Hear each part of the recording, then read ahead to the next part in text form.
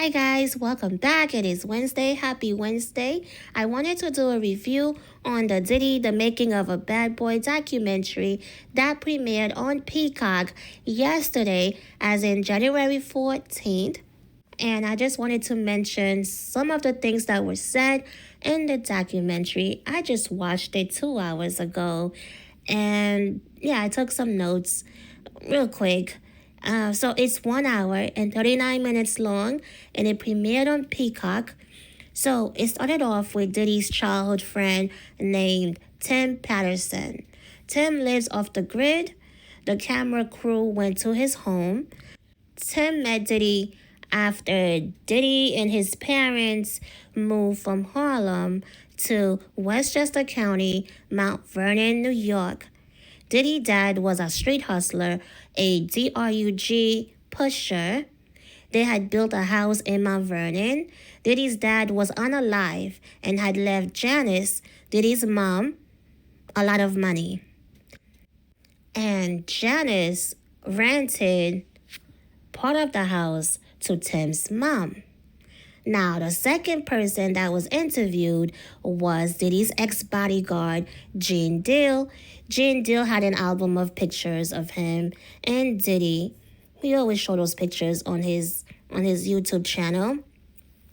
He talked about how Diddy's dad was unalive and how the street guys did not like Diddy. They even roughed him up a few times.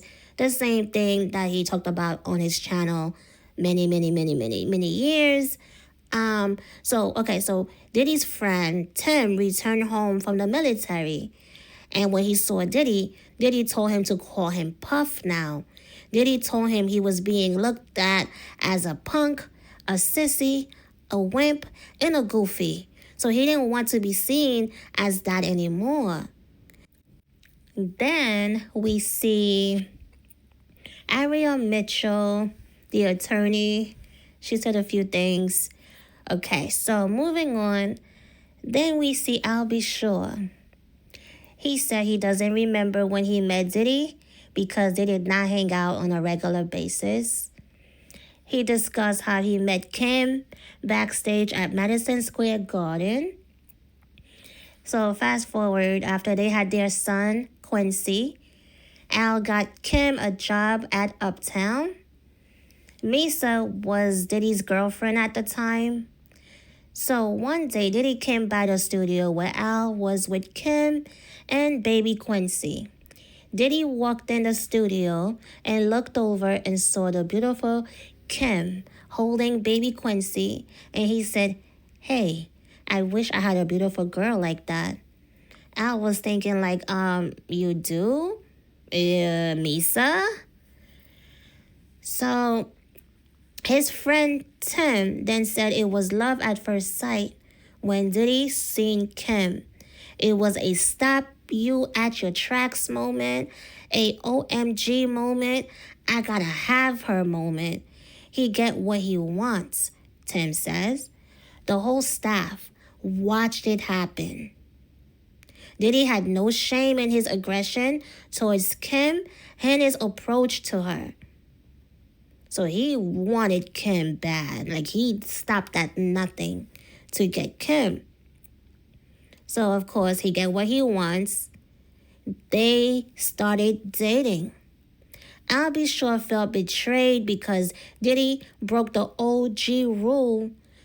You don't get with your man's ex. That's what Al B. Sure said. Then Gene Deal said that Kim was always on Diddy's mind. He was obsessed with Kim. No matter who he dealt with or who he had over, Diddy always ran back to Kim.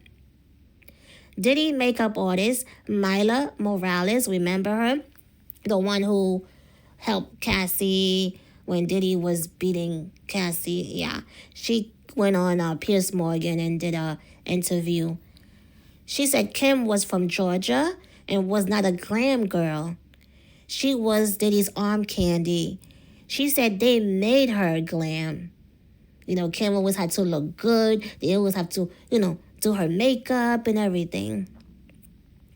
Then it was discussed the City College of New York tragedy was discussed. One of Diddy's childhood friend named Lee Davis, DJ Easy Lee, said Diddy was going around giving CPR to people, trying to save people by giving mouth-to-mouth resuscitation. And right after he said that lie, Gene Deal came on the screen and he said he never saw Diddy giving anyone CPR, and anyone who says that is flat out lying. Diddy gave no one CPR. They even showed a clip during that incident in 1990. I forgot the year. Someone said there were no CPR. Everyone was running for their lives. So that DJ Easy Lee, that so-called Diddy's friend, just lied in the documentary. He flat out lied, okay? So 9 people died that day. They said that the tragedy made Diddy. You know how when a lot of celebrities, they become real big, real famous, when someone in their family passed away, died, right? Well, they said that tragedy right there was what made Diddy. So those 9 people that died pretty much made Diddy famous. He became really big right after that. So in 1997, Diddy's net worth was $40 million already. I believe he had started his Sean John line, his clothing line. Okay, so then they show Albie Shore. He said Diddy never legally adopted Quincy. That lie was crafted by a publicist. He said Quincy's last name is still Brown, okay? He said people thought he was absent, but he was instructed by Kim. He was told that Diddy wasn't too happy about anyone who had a relationship with Kimberly. Kim told him, "You promised on our son's life, you stay out of the way. Just stay out of the way. Don't get involved." She pleaded with him and told him, "Please don't do that tough guy Mount Vernon-ish. You will get unalive." Then he stopped himself from sharing something by saying he can't go into that part. There's legal proceeding going on right now, that he would share it at some point. It's part of evidence. He said he had to listen to Kimberly because she was trying to save him. She was putting her own life in danger. Then they show Lisa Bloom. She representing a victim who alleges she saw acts of violence with regard to Kim Porter. She was horrified. She was threatened into not reporting it. Then a former Bad Boy employee was interviewed on the phone.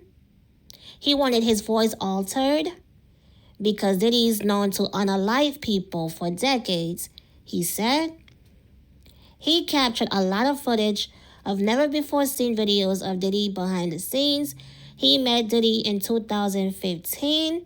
He said one time they were working and Diddy's chair was leaning back a little too far into his lap and his eyes was winking.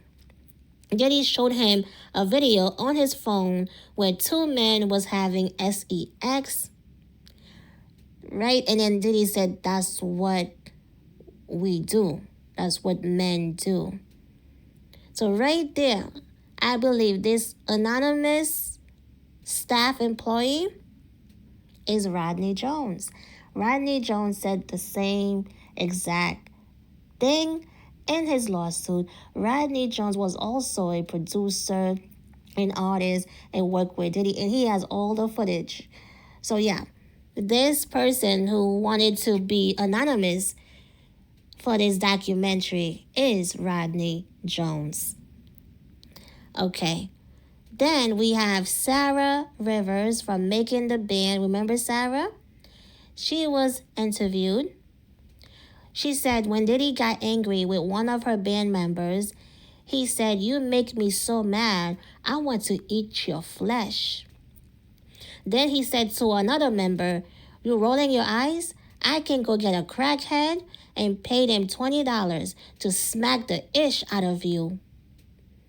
Then they showed Gene Deal, and Gene Deal said he was in the studio when Diddy said, "They're going to keep effing around with me, and I'm going to DRUG their ASS out and pimp them out to my N words." Gene Deal had talked about that on his channel many times. And Diddy said that about Diddy Kane, the group. What else? Gene Deal said that Diddy cursed out his mother. Yeah, he said that before many times as well. Yeah, Diddy very abusive towards his mother as well. Then Sarah said she did not want to be around Diddy unless there were cameras. One incident, Sarah was by herself and Diddy touched her in a place where he should not have. It was inappropriate. She started crying in the documentary. She said it's been 20 years, but she has not stopped thinking about that incident. And then somewhere in the documentary, they showed the picture of the model that Lamisha the scammer was saying is her. Okay, remember Lamisha the scammer who was trying to pretend to be the white woman, the white Jane Doe, who was revealed to be Anna Kane? Yeah, I did a video on Lamisha the scammer lying ways.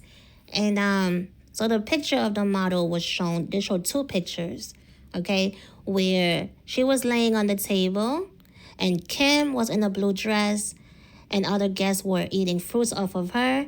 And the other angle, they showed Michael Bivin from New Edition. He was holding a candle next to her, the model.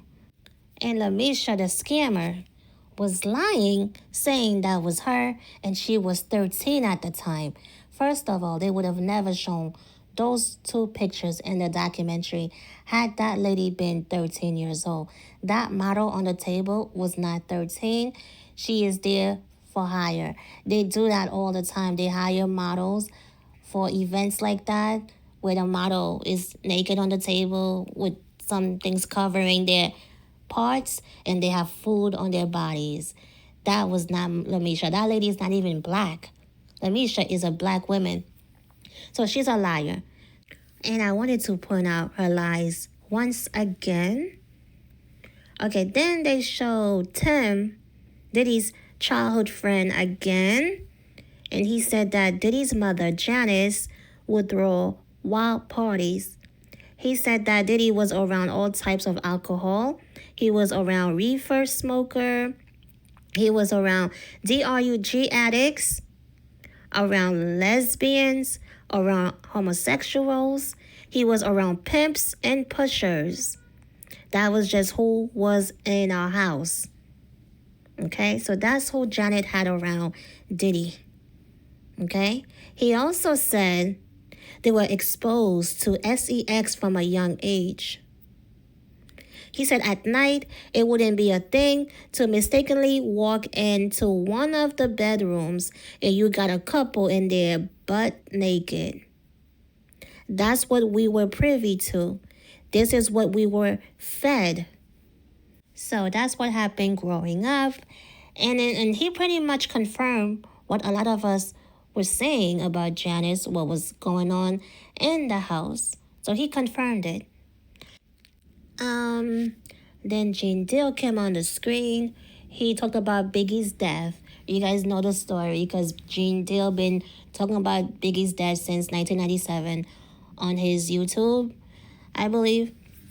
And then I'll Be Sure came on the screen. I'll Be Sure last encounter with Kim was October 30th, 2018. They were at Quincy's premiere Christmas special holiday calendar. Diddy came.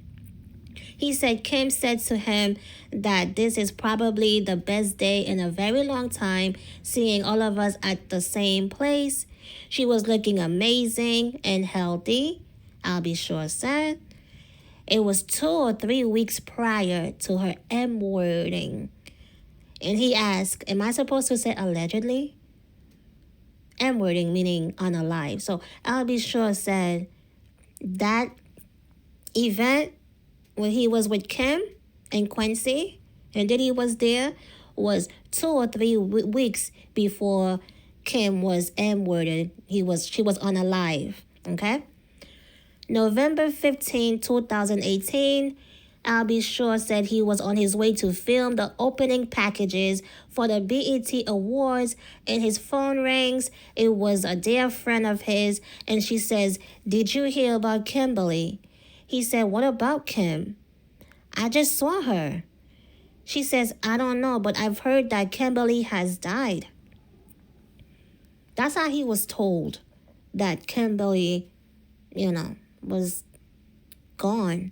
And it's weird that Quincy didn't tell him because he said 2 or 3 weeks before he went to the premiere. He was with Quincy and Kim, So the fact that he found out that way instead of Quincy calling, telling him about mom, yeah. So, yeah.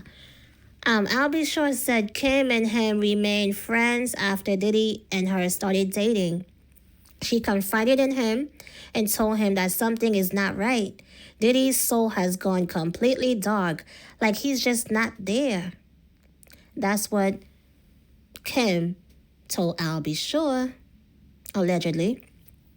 She made him promise on their son's Quincy Brown's life to never reveal it because she was in complete fear of Albie Shaw's life. He said before her death, she was keeping a diary of things. Someone got the passcode to her phone in her computer, and they found out that she was writing about what was going on behind closed doors. The public has no idea. It was happening right in front of everybody's eyes, but there's a lot of people who turn a blind eye. Then they showed a clip of Jaguar, right? An old interview with... Town Records started with 5 people. Andre Harrell, I'll Be Sure, Heavy D, and Puffy. And Kim was the longest working employee because she was there from the very beginning. She was Andre's personal assistant. Kim is dead. Heavy D is dead. Andre Harrell is dead. The only 2 left are Puffy and Al almost died. She was on the blue couch on Real Life Street Stars channel, and when she was speculating, as always, and she mentioned 2 people that died who was around Diddy that passed away: Andre Harrell, Heavy D, Kim Porter, and she said the only one that's left, that's that's I'll Be Sure. So that's why I believe I'll Be Sure used that clip of Jaguar to pretty much back up what he was saying in the documentary. They even posted 2 screenshots of 2 YouTube comments agreeing with what Jaguar had said about I'll Be Sure, and Diddy unaliving people who's around him. So I thought that was kind of odd that I'll Be Sure wanted backup for his claims. He doesn't need to use a clip of Jaguar speculating. And it's very telling that they didn't even interview her. They never interview her. Only people who interview Jaguar are YouTube people who are looking for views, because Jaguar has no proof. She's not credible. She speculates like all of us, but she likes to put herself in these stories, right? And make up these lies. So that's the only thing. That's why she's not involved in any of these big productions, because she is a liar, and they know that. They could have easily interview her for that documentary, but because they know she's not connected to no Diddy and all these people that she lies on. So that's why you will not see Jaguar on any documentary, like real documentary, not YouTubers, looking for views and money. So I thought that was pretty odd that I'll be sure wanted to use that clip of Jaguar to back up his claim, you know. Because if he said that Diddy tried to unalive him, then he said he has proof.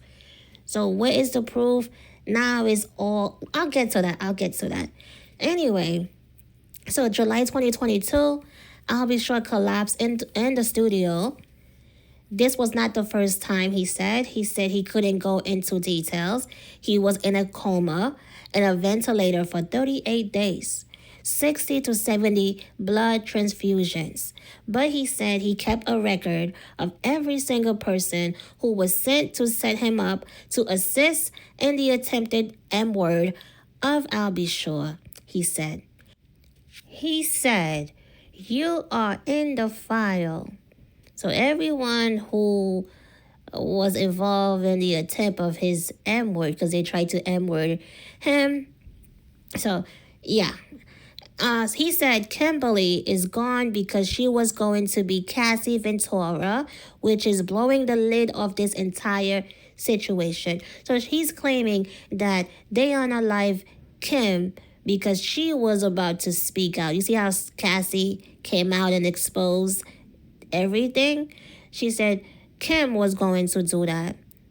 That's why she was unalive.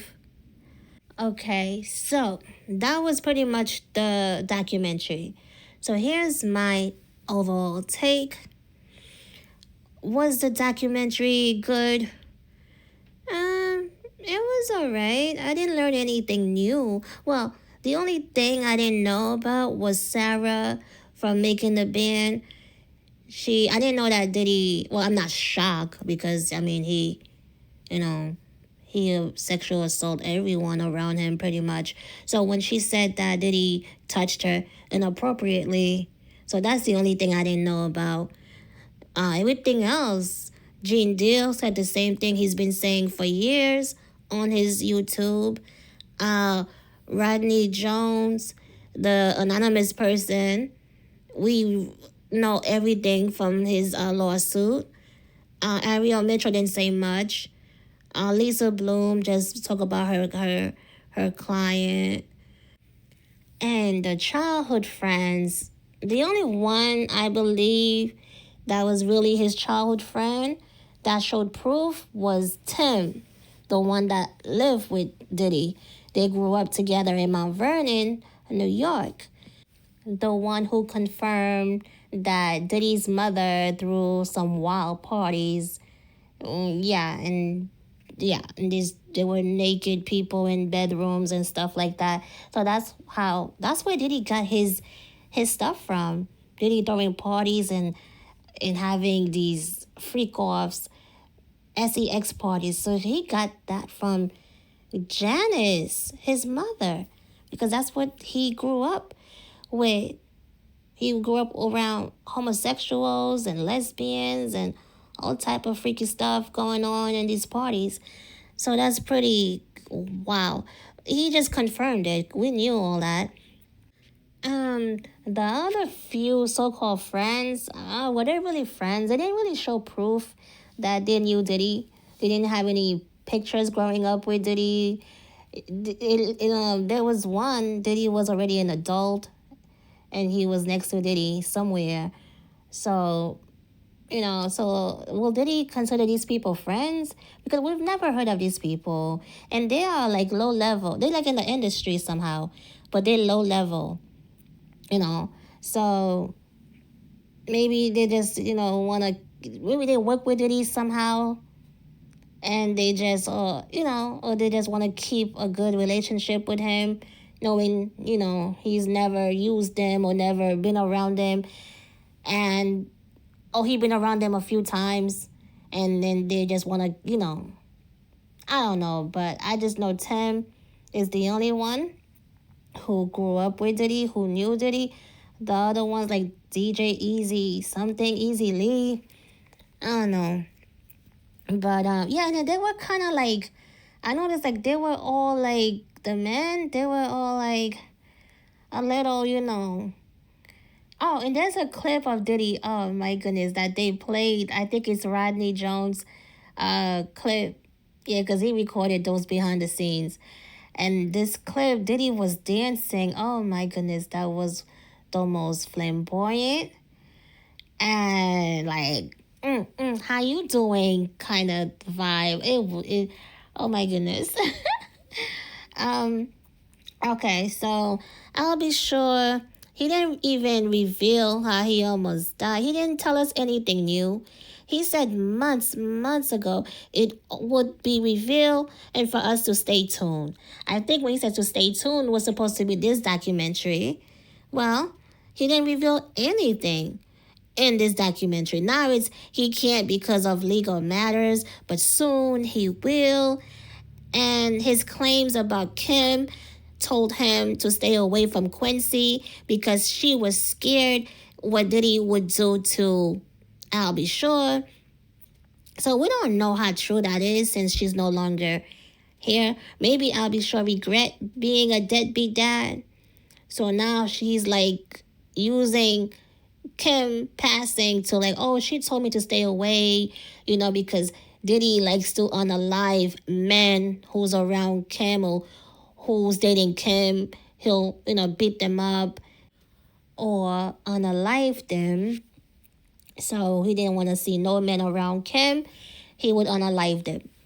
So I'll be sure stayed away because Diddy would have unalived him if he didn't. That's what Kim was afraid of. So he did that. I don't know. I feel like, as a father, like, why didn't you fight for your son? Yeah, he could have. So I guess, whatever. That's between them. If that really happened, if Kim did, begged him to stay away because she didn't want him to be unalive by Diddy, then I guess that's what happened. We're just gonna have to take his word because we weren't there. I wasn't there, so whatever. Yeah, that's pretty much it, you guys. So it was alright. Nothing new was sad. Oh yeah, one thing that was annoying was every time that Albie Shore said something, a note would come on the screen refuting everything he says. Like Albie Shore said he was in a coma because someone tried to unalive him, who. And then a note would come on the screen saying, well, Albie Shore had a gastric bypass surgery, and that's one of the symptoms, to be in a coma. Like everything he said, they had to put a note on the screen every time. And every time someone said something, they had a statement of Diddy's lawyer, denying it. Duh, they're gonna deny it. But it was just like, I've never seen that done in a documentary. It's either in the beginning or in the end. They have a disclaimer saying, these are the people's opinions, da, da, da, da, da. But not everything that said. They have a note on the screens, saying, well, yeah, well, no, that's, there's no proof of that, there's no proof of that, there's no proof of that. I know they're trying to protect their behind, those producers and the directors, but if you're that afraid, then why do the documentary if you're going to you have these people on the documentary, but yet everything they say, you are having a note on the screen refuting what they say. Like, what? If you're that afraid or you don't believe them, why have them on the damn thing? To make money. You want to make money while afraid without being sued. I mean, why else would you continuously have a note on the screen refuting everything someone is saying? So, to protect yourself while making money as well.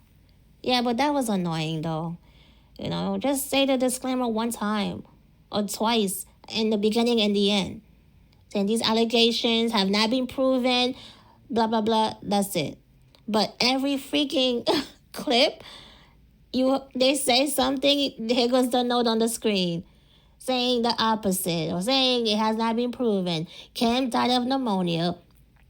Kim was not on alive. Like, whatever. Anyway, yeah, that's all, you guys. So that documentary was, yeah, you will not learn anything unless you don't know anything about Diddy and your situation. Yeah, you are going to learn something. But the people who know about Diddy and all these things already, you are not going to learn anything new. Okay. So that is all, you guys. Thank you for tuning in. Don't forget to like. Don't forget to subscribe. Leave your thoughts and suggestions in the comments. And I will see you on the next one. Peace.